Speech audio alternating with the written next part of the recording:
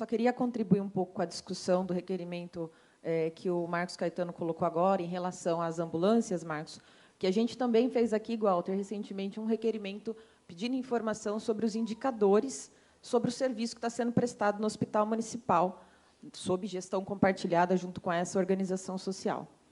E o nosso requerimento, eu acho que é bem oportuno a gente citar isso, porque, como você disse aqui, eu já venho trazendo, e outros vereadores também têm tido esse problema, em relação à transparência de algumas informações. Eu acho que o caso que foi citado aqui pelo Tiago Martins, do nosso requerimento sobre adequação à nova lei de licitação, é um caso. A gente tem também a questão do requerimento da cultura, que ainda não foi respondido devidamente. Se disse que estavam aí juntando informações. A gente sabe que é um requerimento robusto, são muitas informações que precisam ser levantadas. No entanto, por um compromisso básico, um princípio muito fundamental para a administração pública, a questão da transparência, a gente entende que está tendo aí uma certa inadequação, no mínimo, para dizer assim. E esse requerimento que eu quero comentar aqui, justamente que não foi respondido, ou melhor, que a resposta não contemplou as questões que nós fizemos, é onde a gente está pedindo indicadores, tempo de espera, espera entre entrada no hospital e, de fato, a aplicação da medicação ou a alta hospitalar.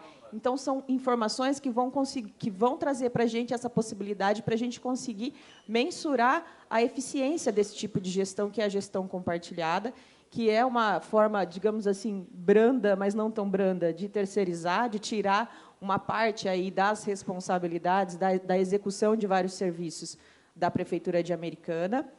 E esse requerimento não foi respondido. E eu fui atrás, fui procurar saber, pelo menos para ter acesso ao relatório trimestral que a organização social precisa, porque está previsto em contrato, apresentar para a Prefeitura de Americana, apresentar para o Conselho Municipal de Saúde, trazendo trimestralmente esses indicadores, esses números, essas informações, que fazem com que não só os vereadores, mas o próprio Tribunal de Contas do Estado de São Paulo, a própria população, sejam capazes de perceber o que, de fato, tem avançado, se é que a gente pode falar em avanço, porque, ao que parece, todos os nossos gabinetes aqui, todos os vereadores e vereadoras têm recebido muita demanda. O Walter citou agora a questão do tomógrafo, a gente também tem recebido, inclusive, do pessoal da enfermagem, que entende muito bem os detalhes técnicos da importância do tempo, de reduzir esse tempo de espera, como o Walter falou aqui. Em alguns casos, com algumas formas de acidente vascular cerebral, elas precisam ser, alguns procedimentos precisam ser feitos dentro de um prazo muito limitado.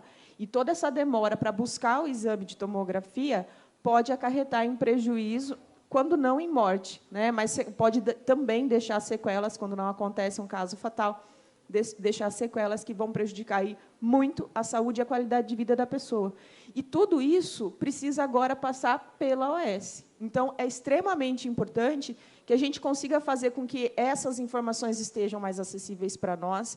Aconteceu também, a gente acaba falando da saúde, e a gente tem que falar dessa questão da gestão compartilhada, até porque, Fernando, a gente tem várias e várias iniciativas da Prefeitura de Americana no sentido de terceirizar o esgoto, a concessão à iniciativa privada, a merenda, à terceirização, o cadastro único na assistência social. E a gente tem falado bastante do quão essa estratégia, essa opção política, porque é uma opção política, eu concordo aqui plenamente com o Walter, quando ele fala não tem como tirar a responsabilidade do Poder Executivo. O prefeito, sim, ele é o responsável, ele foi eleito para compor um secretariado, e esse secretariado planejar, executar e avaliar as políticas públicas. Então, é de responsabilidade, sim, da Prefeitura, e quando a gente vê essa onda de terceirizações, eu vou chamar de terceirizações de maneira genérica, mas é uma opção política, e é uma opção que traz prejuízo para a população de Americana, que traz prejuízo porque afeta negativamente a qualidade do serviço. Doutor Daniel está pedindo uma parte, concedo a parte. Obrigado, vereadora, vereadores. Estamos discutindo aqui situações lamentáveis e preocupantes, porque eu faço questão de lembrá-los que são situações que já ocorriam no passado. E a explicação da vinda dessa terceirização, dessa terceirizada, era para que suprisse, que corrigisse esses erros, esses defeitos, né, essas falhas. O tomógrafo, mesmo em relação ao seu constante apresentando defeitos, até eu fui um dos primeiros também, junto com o Walter, a levantar essa questão das falhas constantes desse tomógrafo. Aparelho fundamental, sim, porque, igual a professora Juliana acabou de comentar, que é essencial no diagnóstico mais precoce para salvar uma vida e deixar e evitar muitas sequelas. Por exemplo, um AVC, quando ele é isquêmico, um acidente vascular, existe um período de janela. Então, o médico ali, para reverter, muitas vezes, e é revertido esse derrame, ele tem uma janela de 3, no máximo, até 4 horas. Veja bem o quanto que é essencial, não só para o isquêmico, para o hemorrágico também, porque, às vezes, quanto mais rápido for feita uma intervenção cirúrgica por um neurocirurgião, a chance de sobrevida, de salvar essa vida, aumenta muito mais. Num politrauma, onde uma criança ou qualquer uma outra pessoa, como o Walter frisou, que o hospital municipal é porta aberta, independente se você tenha ou não tenha convênio, se você tem ou não tem dinheiro, o resgate vai te levar, vai ser a primeira porta de entrada.